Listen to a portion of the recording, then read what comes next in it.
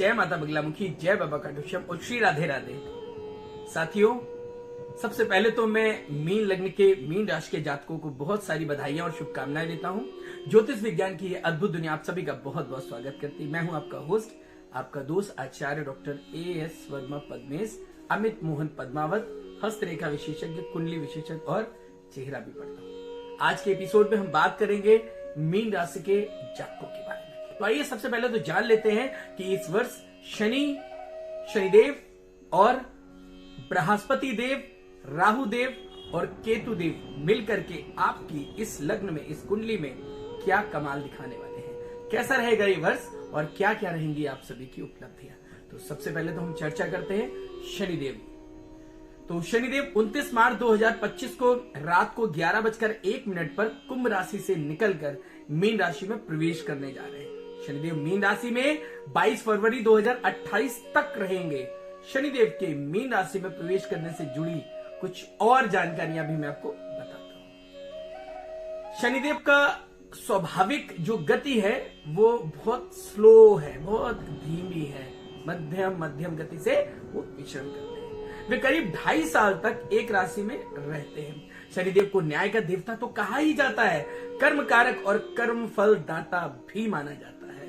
इसीलिए लोग शनिदेव से डरते हैं, क्योंकि उन्हें पता है कि उन्होंने जीवन में जो कुछ किया है इस काल में उन्हें जरूर वो भोगना पड़ेगा। शनिदेव के मीन राशि में प्रवेश करने से मकर राशि वालों पर 7.5 खत्म हो जाएगी और इसी के साथ मेष राशि पर शनि 7.5 का प्रभाव शुरू हो जाएगा। कुंभ राशि पर शनि की 7.5 का अंतिम चरण होगा। मीन राशि वालों पर 7.5 का दूसरा चरण होगा।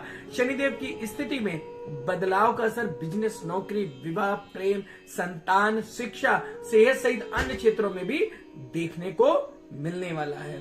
साथियों, मैं आपको बता दूं, शनिदेव जिस प्रकार से आपके नक्षत्र में, आपकी कुंडली में विचरण करते हैं, उस तरीके से आपको जीवन में बहुत सारे उतार चढ़ाव भी देखने को मिलते हैं। और एक और महत्वपूर्ण बात, यदि आपका जन्म 18 फरवरी से 20 मार्च के बीच हुआ है तो सूर्य राशि के अनुसार आपकी राशि मीन होती है। चंद्र राशि के अनुसार यदि आपके नाम का अक्षर दा यानी कि डी, TH था, झा और दा और चा ची है तो आपकी राशि मीन होती है। वर्ष 2025 में आपका करियर, पेशा, लव लाइफ, एजुकेशन, परिवार और सेहत का भविष्यफल मैं आपको बताने जा रहा हूं। सबसे पहले वर्ष 2025 में मीन राशि वालों का जो करियर होगा और जो पेशा होगा, वर्ष 2025 की शुरुआत से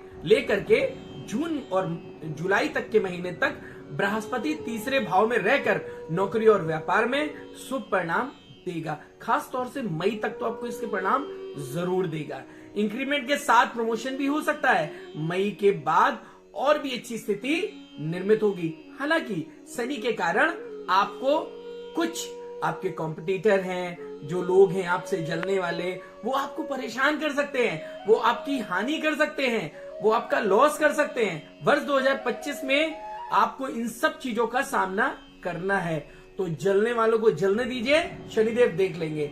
बात करते हैं वर्ष 2025 की शुरुआत के बाद मई तक और उसके तीसरे भाव में रह करके शनि का प्रभाव क्या होगा। तो साथियों, जब तीसरे भाव में शनि आएंगे तो प्रसन्न मुद्रा में आएंगे और आपको बहुत अच्छे परिणाम देंगे। यदि आप घर से दूर रहकर पढ़ाई कर रहे हैं, मान लीजिए फॉरेन में हैं, आप विदेश में हैं या कहीं आप रहते कानपुर में पढ़ रहे हैं, आप दिल्ली, बॉम्बे, तो आपके लिए अच्छा समय रहेगा। कॉम्पिटिशन जो एग्जाम्स है, जो स्टूडेंट्स दे रहे हैं, उनके लिए भी तीसरे भाव का गुरु शुभ फलदायी है। इसके बाद मई के मध्य से जब गुरु का चतुर्थ भाव में गोचर होगा तो जो छात्र रिसर्च कर रहे हैं या विदेश में पढ़ाई कर रहे हैं, उन छात्रों के लिए भी यह गोचर परिणाम शुभ देने वाला होगा। साथ ही साथ स्कूली छात्रों को कड़ी मेहनत करने की आवश्यकता होगी, क्योंकि राहु और केतु और शनि के कारण शिक्षा के क्षेत्र में रुकावट जरूर देखने को मिलेगी। तो बच्चों, अच्छे से मेहनत करिए और अपने माँ बाप का नाम भी रोशन करिए। अगर आपको पढ़ाई में व्यवधान आ रहा है तो आपको हनुमान जी का जो मंत्र है उस मंत्र का जाप करना है।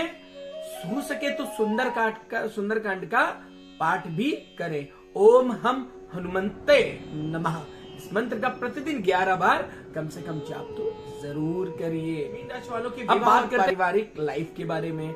यदि विवाह करने की चाह रखते हैं, काफी अरसे से विवाह नहीं हो रहा है और आप चाहते हैं कि विवाह हो, तो मई के मध्य तक राहु और केतु की दृष्टि सप्तम भाव पर है। उसी के साथ ही बृहस्पति की जो दृष्टि होगी वो भी इसी भाव पर रहेगी। इसका अर्थ तो यह है कि आपको एक्स्ट्रा प्रयास करना पड़ेगा, यानी कि विवाह में व्यवधान रहेंगे। तो बहुत ज्यादा लोड मत लीजिएगा, बर्डन मत लीजिएगा। क्यों? क्योंकि आपको जुलाई तक के महीने तक विवाह में सफलताएं नहीं प्राप्त होंगी। दूसरी ओर वैवाहिक जीवन की बात करें तो मार्च के बाद शनि का प्रभाव सप्तम भाव पर पूरे वर्ष बना रहेगा, जिसके कारण आप दोनों के बीच मतभेद भी पैदा होगा। ऐसे में दाम्पत्य जीवन में सतर्कता रखिएगा, नहीं तो वाद विवाद बढ़ेगा। अपनी वाणी पे कंट्रोल रखिए, ऐसे शब्दों का चयन मत करिए कि एक दूसरे से दूरी हो जाए, अलगाव हो जाए।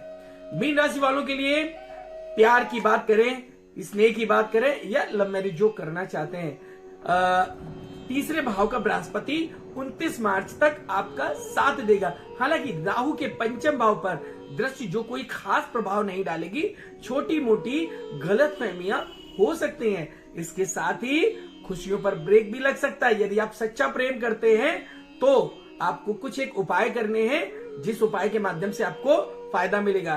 पहला उपाय, मछलियों को दाना डालें। दूसरा उपाय, कछुओं को आटे की गोली बना के या पनीर का टुकड़ा जरूर खिलाएं। ऐसा करने से आपकी लव लाइफ में बहुत अच्छी मित्रता आएगी। बात करते हैं शुरुआत से वर्ष के 2025 की, तो मई के बाद जून, जुलाई, अगस्त वगैरह जो बृहस्पति तीसरे भाव में रहकर लाभ भाव पर दृष्टि डालेगा, जिसके चलते मई माह तक आर्थिक स्थिति बेहतर रहेगी। इसी के साथ ही शनि के द्वादश भाव में रहने से भी आपको अच्छे सपोर्ट मिलेगा। मार्च के बाद ग्रहों की स्थिति बदलने से आपके जीवन में कई उतार चढ़ाव भी आपको देखने को मिलने वाले हैं। हालांकि कुल मिलाकर पूरे वर्ष में यदि मंगल और बृहस्पति के प्रभाव को देखें तो आपकी आर्थिक स्थिति पहले से मजबूत होगी, यानी कि विगत 2023 और 24 से। तो आपको डरने की जरूरत नहीं है। आप गोल्ड में निवेश करने के अलावा भूमि में भी निवेश कर सकते हैं, शेयर में भी निवेश कर सकते हैं। इसका औसत आपको अच्छा लाभ प्राप्त होगा। अब बात करते हैं आपके स्वास्थ्य की। वर्ष की शुरुआत से द्वादश भाव का शनि छठे यानी रोग भाव में और राहु केतु का प्रथम भाव यानी कि लग्न भाव पर रहेगा, जिसके चलते सेहत बिगड़ सकती है।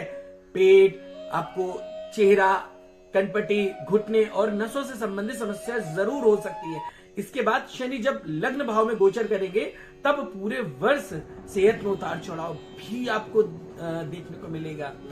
ये सिलसिला जारी रहेगा। बेहतर होगा कि आप सभी अपने संतुलित आहार और जीवन शैली को अपनाएं, ताकि प्रतिदिन योग करें, व्यायाम करें और रोगों से दूर रहें। अब उपाय के तौर पर आप भैरव जी के मंदिर में आप बूंदी और एक छोटी सी शराब की शीशी प्रत्येक रविवार अपने ऊपर से 108 बार उल्टा उतारते हुए मंत्र बोलना है। आपको ध्यान से लिख लीजिए, ओम भैरवाय नमः, ओम भैरवाय नमः। दूसरा मंत्र है ओम भैरवाय आपद्द्रोणाय बटुकाय फट स्वाहा। इस मंत्र से 108 बार अपने ऊपर से उतार के उस शीशी को भैरव जी के चरणों में रख दीजिए, खोलिए मत। अगर आप ऐसा करते हैं तो आपके स्वास्थ्य में आ रहे व्यवधान दूर होंगे। मित्रों, अब बारी आ जाती है महत्वपूर्ण उपाय की, कि मान लीजिए कुछ ऐसी मजबूरियां होती कि हम ये सब उपाय भी ना कर पाए, तो वर्ष को ठीक करने के लिए क्या उपाय कर सकते हैं। तो मैं आज इस एपिसोड में आपको बहुत ही आसान उपाय बताने जा रहा हूँ। सबसे पहले तो आप गुरुवार का व्रत रखना चालू करिए। पीली वस्तुओं का दान करिए, जैसे कि आप पीली बूंदी हो गई है, पीले रंग का वस्त्र हो गया है, आप किसी गरीब को, किसी ब्राह्मण को दान कर सकते हैं। शनिवार को शाम को अपनी छाया दान करें। कैसे? सरसों का तेल लें, उसमें भरे कटोरी में, अपना चेहरा देखें और मंदिर में जाके उसके दीप जला दें। घर के ईशान और उत्तर दिशा को बिल्कुल भी गंदा ना करें, उसे खाली रखें, वहां पर जल की स्थापना करें। ऐसा करने से भी आपको बहुत अच्छे लाभ मिलेंगे। प्रत्येक चौथे माह कन्याओं को बुधवार और शुक्रवार के दिन भरपेट भोजन कराएं। किस चीज का? चना, पूड़ी, सब्जी और हलवा लेकर के। आपका जो लकी नंबर रहेगा इस वर्ष वो 3 और 7 रहने वाला है। साथ ही साथ पुखराज रत्न को धारण करने से भी आपको बहुत सारे लाभ प्राप्त होंगे।